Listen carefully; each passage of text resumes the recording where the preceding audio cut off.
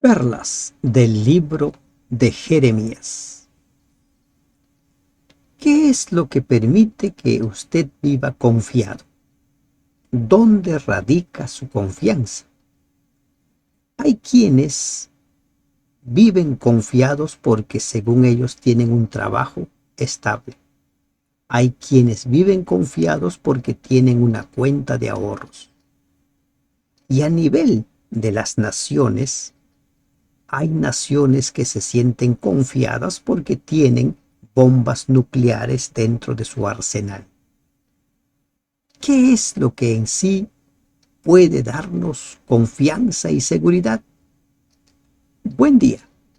Damos gracias a nuestro Dios que nos permite estudiar el capítulo 46 del libro de Jeremías. Este capítulo nos habla acerca del mensaje a Egipto. Egipto se había convertido en la fuente de seguridad para los judíos. Cuando los judíos fueron llevados a Babilonia y quedó un resto, el resto siguió poniendo su confianza en Egipto. Egipto era símbolo de seguridad. No Dios, no la palabra de Dios, no las promesas de Dios, sino Egipto. Y vemos en este capítulo que si nuestra confianza no está puesta en Dios, podemos confiar en lo que nosotros tengamos, pero con seguridad que no será una fuente de confianza segura. Las naciones hoy en día se, se sienten todas poderosas, confiadas, porque tienen poderío militar, tienen un arsenal muy poderoso, pero ¿en verdad les puede dar confianza? Palabra de Jehová que vino al profeta Jeremías contra las naciones con respecto a Egipto, contra el ejército de Faraón Necao, rey de Egipto, que estaba cerca del río Éufrates en Carquemis, a quien destruyó Nabucodonosor, rey de Babilonia, en el año cuarto de Joacim, hijo de Josías, rey de Judá. Aquí nosotros nos encontramos con menciones históricas. Si usted se ha dado cuenta, si usted sigue ya desde buen tiempo estas publicaciones, se habrá podido dar cuenta que publico una serie de archivos cada día. El capítulo en sí de la Biblia, para que usted lo pueda leer sin ningún comentario, el comentario o las perlas, y también el comentario bíblico adventista. Y te invito a seguir estos comentarios porque allí vas a encontrar referencias históricas. Por ejemplo, si quieres ahondar sobre el faraón Necao, sobre las condiciones que se dan previas a la derrota por parte de los babilonios a los egipcios, a los asirios, siga de cerca el comentario bíblico. Allí va a encontrar una información muy amplia sobre los hechos históricos. ¿Qué nos dice aquí? Palabra contra el ejército de Faraón, rey de Necao, o Faraón Necao, rey de Egipto, que estaba cerca del río Éufrates en Carquemis. Carquemis es el lugar donde se libró la batalla definitiva entre los babilonios y los egipcios. Y en esa batalla los egipcios fueron derrotados. Según los historiadores, desde ese día Egipto no volvió a ser la potencia, no volvió a tener el poderío militar que tuvo en el pasado. Siguió siendo un reino libre e independiente por muchos años más, pero ya no tenía esa hegemonía militar. Aunque ya hace tiempo lo había perdido, pero mantenía. Recordemos nosotros que en Egipto había luchas constantes. Por buen tiempo los etíopes lo tuvieron sometido. Pero ahora a Egipto es a donde Dios envía su mensaje por medio del profeta en el año cuarto de Joacim. Este año cuarto de Joacim es considerado el primer año del reinado de Nabucodonosor. Preparad escudo, pavés y venid a la guerra. Uncid caballos y subid vosotros los jinetes y poneos con yelmos, limpiad las lanzas, vestíos las corazas. ¿Qué le está diciendo? Prepárense para la guerra. ¿Por qué los vi medrosos retrocediendo? Sus valientes fueron deshechos y huyeron sin volver a mirar atrás. Miedo de todas partes, dice Jehová. Se profetiza la caída de Egipto. Se anuncia la caída de este imperio poderoso. ¿Por qué los vi medrosos retrocediendo? El profeta expresa su sorpresa ante la derrota de los egipcios. Quizá vio personalmente la retirada de estos en Carquemis, perseguidos de cerca por los babilonios. Miedo de todas partes, dice Jehová. Esta expresión de la afirmación divina aparece más de 160 veces en Jeremías. Miedo de todas partes, miedo. ¿Quién siente miedo? Primera de Juan capítulo 4 nos dice que el perfecto amor echa fuera el temor, el miedo. Ese miedo paralizante, ese miedo que nos va autodestruyendo, lo sentimos cuando no tenemos a Dios de nuestra parte. No está Él de nuestra parte.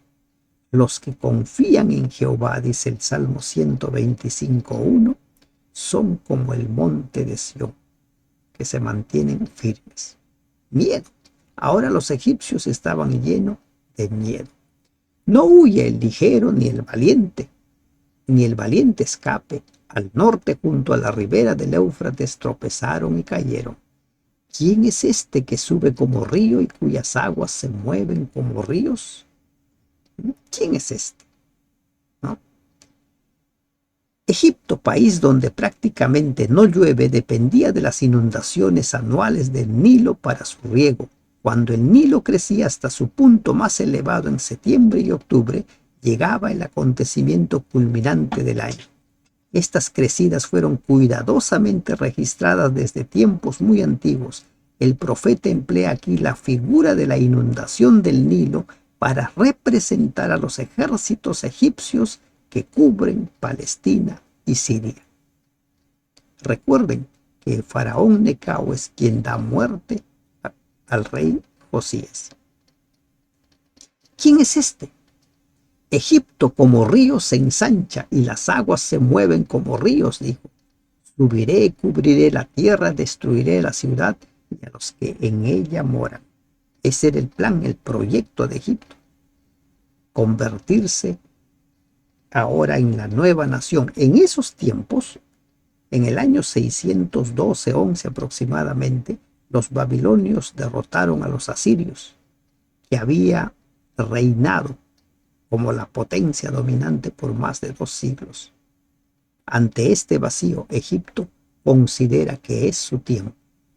Subiré, cubriré la tierra, destruiré a la ciudad y a los que en ella moran.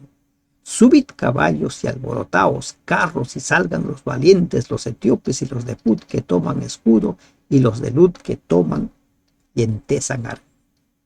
Mas ese día será para Jehová, Dios de los ejércitos, día de retribución, para vengarse de sus enemigos, y la espada devorará y se saciará, y se embriagará de la sangre de ellos, porque sacrificio será para Jehová, Dios de los ejércitos, en tierra del norte, junto al río Éufrates. La historia corrobora presencia de Dios en el mundo, la historia. Ahora Dios dice, ese día será para Jehová, Dios de los ejércitos. Recuerden que Dios mismo le dice a los asirios, ustedes han sido levantados por mí para cumplir una misión. Le dice lo mismo a los babilonios, específicamente a Nabucodonosor, mi siervo. Al imperio que se levanta después lo llama su siervo Asir. Cada uno de ellos han cumplido un papel y Dios está en medio de la historia. La espada devorará y se saciará. En hebreo se personifica las espadas, tienen boca, el filo de la espada de su boca. Por ejemplo, Génesis 34, 26. La espada de dos filos es una espada de dos bocas. Proverbios 5, 4. Algunas veces se hacían los mangos de las espadas en forma de cabeza de animal, de modo que la hoja parecía salir de su boca. Día de venganza. Sube a Galaad, toma bálsamo, virgen hija de Egipto. Por demás multiplicarás las medicinas, no hay curación para ti. Virgen, esta expresión es una expresión muy utilizada por Jeremías para referirse al pueblo de Dios, pero en esta ocasión se refiere a Egipto. No hay curación para ti. Los egipcios se caracterizaron por ser la fuente de la medicina. Allí estaban los médicos más prominentes. Allí. Pero ahora el mensaje es: no hay curación para ti. La derrota de Egipto estaba anunciada. Serían derrotados. Las naciones oyeron tu afrenta y tu clamor llenó la tierra, porque valiente tropezó contra valiente, cayeron ambos juntos. Palabra que Jehová habló al profeta Jeremías acerca de la venida de Nabucodonosor, rey de Babilonia, para asolar la tierra de Egipto. No había medicina para Egipto. ¿Por qué? Porque venía Babilonia y los conquistaría. Se anuncia, se había acabado su tiempo para Egipto. ¿Y cuál es ese mensaje para nosotros? ¿Cómo podemos aplicar esta parte del mensaje a nuestra experiencia personal? Como mencionamos al principio, piensa en quién confías, en quién está puesta tus esperanzas, en tu trabajo, en tu profesión, en tus capacidades, en las cuentas de ahorro que tienes. ¿En qué está puesta tu confianza? Tenemos que aprender a confiar en Dios. Los egipcios confiaban en su poderío militar y ahora se les dice: no van a poder, van a ser derrotados. Anunciad en Egipto y haced saber en Migdol, haced saber también en Memphis y en Tafnes. Decid: ponte en pie y prepárate, porque espada devorará tu comarca. Espada devorará tu comarca. Vas a ser derrotado, vas a ser vencido. Confiaste en tu poderío, pues no podrás hacer frente. ¿Por qué ha sido derribada tu fortaleza? No pudo mantenerse firme, porque Jehová la empujó. Miren esta descripción que se hace. Jehová la empujó. ¿Por qué ha sido derribado? ¿No? ¿Por qué? Dios está en el control de la historia. Lo estuvo en el pasado, lo está en el presente. Suenan tambores de guerra en estos días. Vemos las noticias. Europa se prepara para la guerra, China se prepara para la guerra, Rusia, Estados Unidos, Corea del Norte, la misma Alemania. Se van preparando toda Europa. ¿Quién va a prevalecer? ¿Quién va a tomar el control? Se dice que China será la próxima potencia, quitando de en medio a Estados Unidos. ¿Será así? No pudo mantenerse firme porque Jehová lo empujó. se perdió la batalla, porque Dios así lo había establecido. Y después de Babilonia surgiría otro poder, como ya lo anunció desde los tiempos de Isaías, el imperio medo-persa. Multiplicó los caídos y cada uno cayó sobre su compañero y dijeron: levántate y volvámonos a nuestro pueblo y a la tierra de nuestro nacimiento. Huyamos ante la espada vencedora. La espada vencedora. La espada de Dios, la espada de dos filos. Esta palabra se utiliza bastante en el plano espiritual. La palabra de Dios es como una espada de dos filos. Cuando Adán y Eva fueron arrojados, expulsados del Edén, un ángel se puso ahí en la puerta con una espada para que no volvieran. Allí gritaron. ¿Qué gritaron las naciones, los pueblos? Faraón, rey de Egipto, es destruido.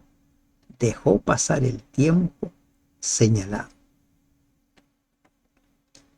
La escasez, ¿no?, de poderío para hacer frente al enemigo, a este poderoso enemigo, Babilonia, hizo que Faraón no pudiera hacerle frente. Dejó pasar el tiempo señalado.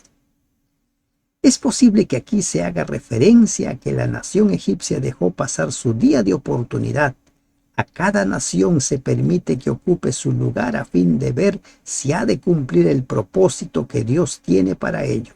Cuando una nación fracasa, su gloria desaparecerá. ¿Cuál es el propósito de Dios? No lo cumplió. Se levantaba Babilonia para cumplir el propósito de Dios. Lo mismo sucede en nuestra vida.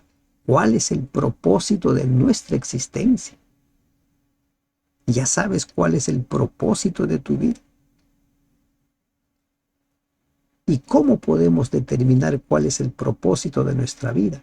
En la medida que vayamos descubriendo los dones y talentos que Dios nos ha dado, porque Dios nos ha equipado para cumplir sus propósitos. Vivo yo, dice el Rey, cuyo nombre es Jehová de los ejércitos, el Rey. No hay otro, no hay. Él es el Rey de la tierra. Satanás cree que es el Rey. Satanás cree que tiene el control. Vivo yo, dice el Rey cuyo nombre es Jehová de los ejércitos, que como Tabor entre los montes y como Carmelo junto al mar, así vendrá. Hazte en seres de cautiverio, moradora hija de Egipto, porque Menfis será desierto y será asolada hasta no quedar morador. Jehová lo ha dicho. Vive. Su palabra anuncia claramente que van a ser llevados a cautiverio, van a ser destruidos, van a ser derrotados. Israel tenía puesta su confianza en Egipto, pero Egipto no podría defenderlos. ¿En quién pones tu confianza? ¿En qué pones tu confianza? Becerra hermosa es Egipto, mas viene destrucción del norte, viene. Babilonia venía, Nabucodonosor venía. Sus soldados mercenarios también en medio de ella como becerros engordados, porque también ellos volvieron atrás, huyeron todos sin pararse, porque vino sobre ellos el día de su quebrantamiento, el tiempo de su angustia. Durante ese periodo los mercenarios desempeñaron un papel importantísimo en el ejército egipcio, pero tampoco podrían contra los babilonios. No podrían. Su voz saldrá como de serpiente, porque vendrán los enemigos y con hachas vendrán a ella como cortadores de leña. El sonido del ejército egipcio en retirada no sería como la marcha en tropa bien ordenada, sino sería más bien como un furtivo intento de deslizarse silenciosamente ante los babilonios que vendrían contra ellos. Su voz como de serpiente.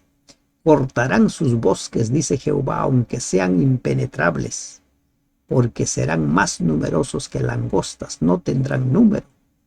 Se avergonzará la hija de Egipto, entregada será en manos del pueblo del norte.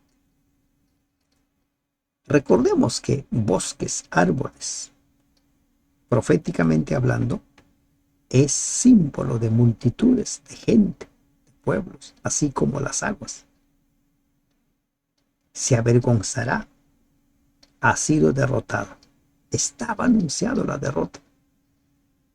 Jehová de los ejércitos, Dios de Israel, ha dicho: he aquí yo castigo a Amón, Dios de Tebas, a Faraón, a Egipto y a sus dioses y a sus reyes, así a Faraón como a los que en él confían.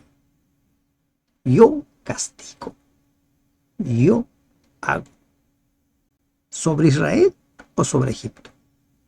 Miren, pasajes como estos deben dejar en claro en nuestra mente que Dios siempre ha sido el Dios de toda la tierra, que Dios siempre ha tenido injerencia en toda la tierra.